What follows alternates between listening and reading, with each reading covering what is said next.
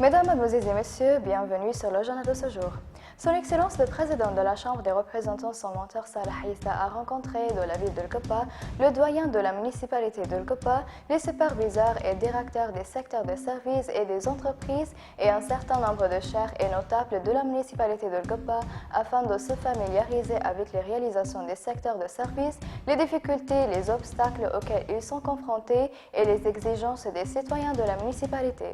Les contrôleurs des secteurs ayant fourni une explication des projets achevés, ils ont également passé en revue les difficultés et les obstacles auxquels sont confrontés leurs secteurs de l'exercice et leurs fonctions. Son Excellence, le Président du Parlement, a confirmé qu'il transmettra ses exigences au Premier ministre et aux ministères, organes et institutions concernés, leur demandant d'examiner et de suivre chacun de sa juridiction.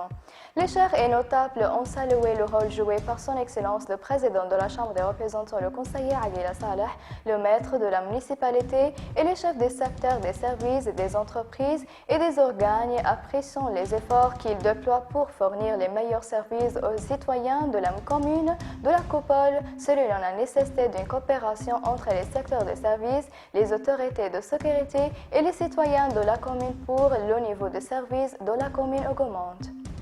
Le président du Conseil des martyrs et des blessés à la Chambre des représentants, le député Menambou Hassan, a prononcé un discours dans lequel il a salué les réalisations des forces armées libyennes et des unités qui les soutiennent, ainsi que les sacrifices consentis par les martyrs et des blessés du force soutenant l'armée. Cela se revient lors d'un service commémoratif pour le martyr des services Salim Bourguib al-Fakhri de la brigade Tariq Ben Ziyad 2210 qui a été martyrisé lundi dernier lors des combats de l'Est de la région de Bougrain, dans l'ouest de la Libye. Le coordinateur du leadership social des forces armées à Jed de Sahabit et Al-Marj, le président du Conseil suprême de la tribu des ex-esclaves, un certain nombre de responsabilités sociales et de la sécurité et les habitants de la ville d'Al-Marj ont assisté à la célébration. Les mots des mémoriaux étaient unanimes sur la nécessité de l'unité de sol libyen, repoussant les envahisseurs de l'ingérence ottomane dans les affaires de la souveraineté de l'État.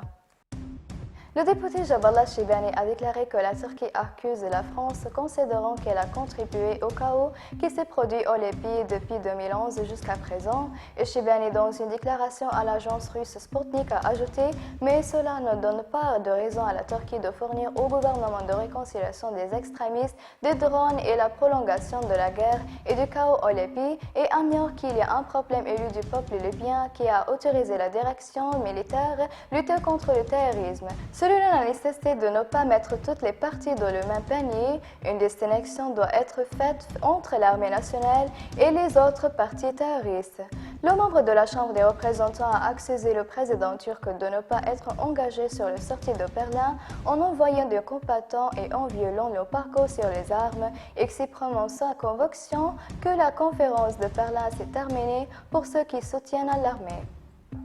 Le brigadier Khalid al-Mahjoub a rapporté que le gouvernement turc a remis un système avancé de défense aérienne aux forces du gouvernement inconstitutionnel. Al-Mahjoub a ajouté dans un communiqué de presse que les entreprises turques ont vendu de grandes quantités d'armes au gouvernement de réconciliation et d'Ankara et a construit de nouveaux camps de trainement à Tripoli qui comprennent une salle d'opération pour les forces turques en résidence, pour les chefs de formation turcs et unités de liaison complètes avec l'armée turque. Al-Mahjoub a révélé que 400 ingénieurs militaires turcs avaient élaboré un plan complet pour la construction d'autour de guet et avaient élaboré un plan pour profiter de Tripoli contre toute avance de troupes vers le centre de la capitale. Al-Mahjoub a également précisé que le chef du renseignement turc Hakan Fidanzar s'est rendu